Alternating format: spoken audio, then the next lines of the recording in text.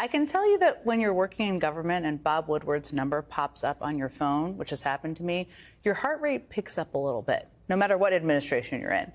And he's going to be here at the table in just a few minutes. But first, I want to show you something he said the last time we spoke, because it was right after the election, just a few weeks after. And one of the things we talked about was the glaring incompetence of the people Donald Trump was picking for his cabinet. People like Pete Hegseth.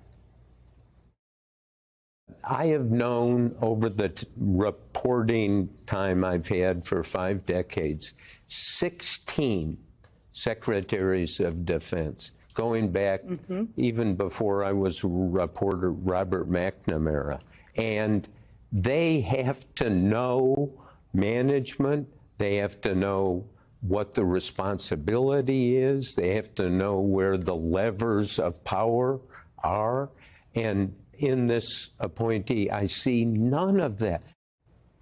16 secretaries of defense. I see none of that, is what he said. And yet it didn't take an investigative mind like Bob Woodward's to know that Pete Hegseth as Secretary of Defense might be slightly problematic. I mean, before running the U.S. military, he was a weekend morning show host on Fox News with a reputation for going years without washing his hands, which, by the way, is his admission, just to make it even weirder. And no shade to cable news hosts, obviously, even ones who get a little crazy on New Year's Eve, you can see there. It's not a job that exactly prepares you to run the Pentagon as your next step. There were also the countless allegations of Hegseth drinking on the job, both at veterans organizations and at Fox News. The New Yorker reported he once got so drunk that he had to be restrained from getting on a stage at a Louisiana strip club. There were the allegations that he ran those relatively small veterans organizations into the ground financially. And of course, there were the allegations about his abuse of women, including his second wife.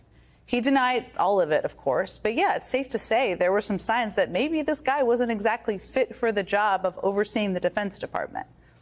And so when we saw this headline at the end of March, it was one of those things that was both shocking but kind of unsurprising. And the very first paragraph of Jeffrey Goldberg's story was, again, both shocking but entirely unsurprising in a lot of ways. I mean, here's what it said, quote, "The world found out shortly before 2 p.m. Eastern time on March 15th that the United States was bombing Houthi targets across Yemen. I, however, knew 2 hours before the first bombs exploded that the attack might be coming. The reason I knew this is that Pete Hegseth, the Secretary of Defense, had texted me the war plan at 11:44 a.m. The plan included precise information about weapons, packages, targets, and timing. Well, a few hours after that story was published, Jeffrey Goldberg was here at this table, and we watched together as Pete Hegseth looked straight into the camera and lied about what Jeffrey Goldberg knew to be true." You're talking about a deceitful and highly discredited so-called journalist who's made a profession of peddling hoaxes time and time again. Nobody was texting war plans, and that's all I have to say about that. I'm going to be responsible here and not disclose the things that I read and saw. I will describe them to you. The specific time of a future attack, specific targets, including human targets, meant to be killed in that attack, weapons systems, even weather reports. Now, as you know, eventually Goldberg did release the screenshots of what Hegseth texted him, laying out in explicit detail the weaponry and sequencing involved with that attack. And even after those screenshots were released, Hegseth kept on lying. I noticed this morning out came something that doesn't look like war plans. And as a matter of fact, they even changed the title to attack plans because they know it's not war plans. There's no units, no locations, no routes, no flight paths, no sources, no methods, no classified information. I mean, I've watched that clip a lot of times. It's almost like the louder he talks, the more believable he thinks it will be, I guess. I don't know. But even though we knew he was lying, even though we knew he had texted war plans to a reporter or attack plans, whatever you want to call them, he kept his job. Trump defended him. Republicans in Congress didn't do a whole lot.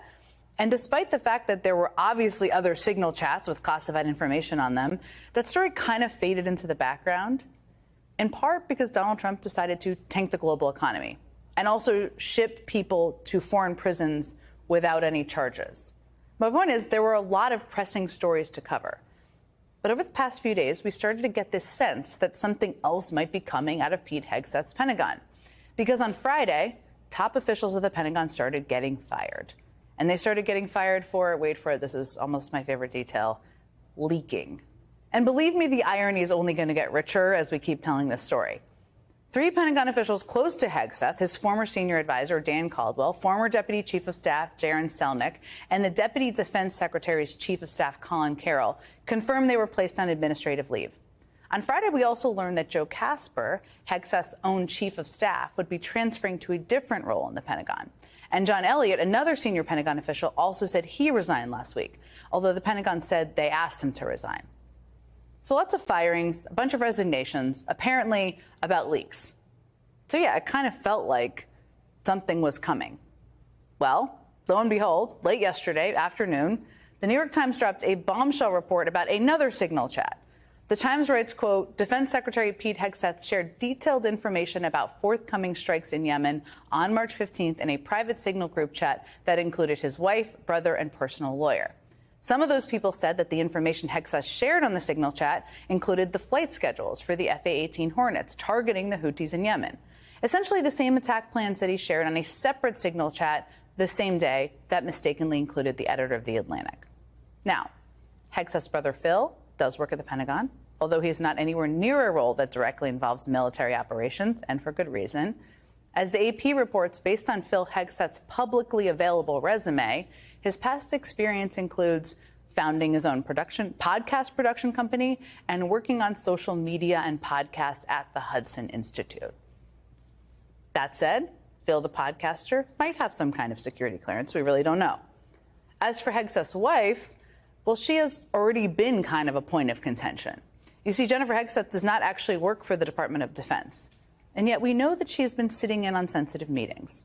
As the Wall Street Journal reported just last month, quote, one of the meetings, a high-level discussion, took place at a sensitive moment for the transatlantic alliance, one day after the U.S. said it had cut off military intelligence sharing with Ukraine. The group discussed the U.S. rationale behind that decision. The Pentagon has been asked in the past about whether Jennifer, a former Fox News producer, has a security clearance. I don't know why she would, but who knows? They have declined to answer the question, which is quite telling on its own.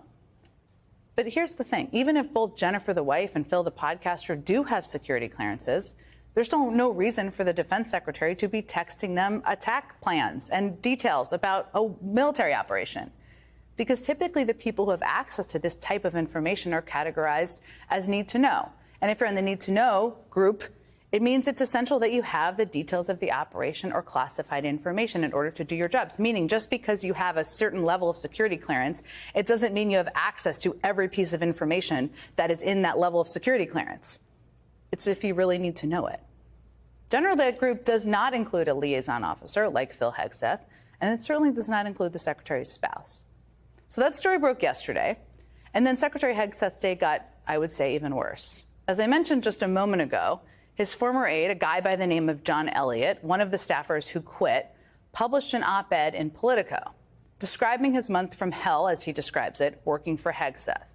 Elliott writes that, quote, it's hard to see Hegseth remaining in his role for much longer, adding, quote, the last month has been a full-blown meltdown at the Pentagon, and it's becoming a real problem for the administration. Elliott also hinted at the secretary's week getting even worse, saying, quote, and this is quite a thing to write in an op-ed, there are very likely more shoes to drop in short order, with even bigger bombshell stories coming this week. Key Pentagon reporters have been telling sources privately. Who knows what will come? We'll see. But a former senior aide is predicting that.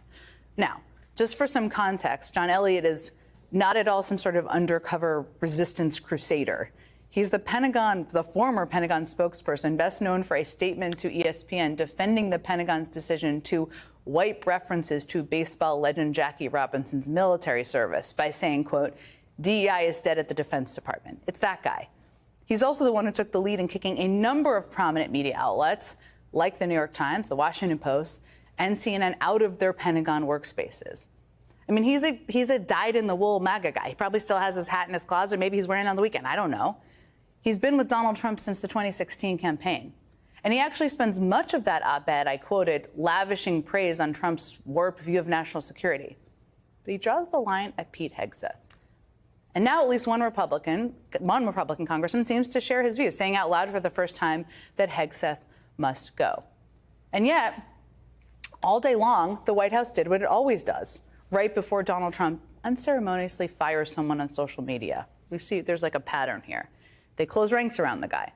The press secretary even took the time to deny a report that Hegseth was about to be fired. And they all just, of course, blame the media for reporting on what people inside the Pentagon told them. This is what the media does. They take anonymous sources from disgruntled former employees, and then they try to slash and burn people and ruin their reputations. It's just fake news. They just bring up stories. I guess it sounds like disgruntled employees. This is what happens when the entire Pentagon is working against you and working against the monumental change that you are trying to implement. The trumpet in that first few parts is quite something in the background. But that aside, I mean, the Pentagon is working against Pete Hegseth, like the entire Pentagon as an institution. Did the entire Pentagon as an institution type a signal text chain on the Secretary of Defense's personal phone that included detailed military operations and then force him to include his wife and brother? Because that would be quite a story. That would be a huge story. Of course, that's not what happened. And these are the same non-denial denials that Trump world always churns out when they know that a reporter has caught them red-handed, doing something they're not supposed to do. Sadly, we're kind of used to this by now. Seems like every day this administration is scrambling to clean up one mess or another mess. Because when it comes to staffing the government, Donald Trump isn't sending his best.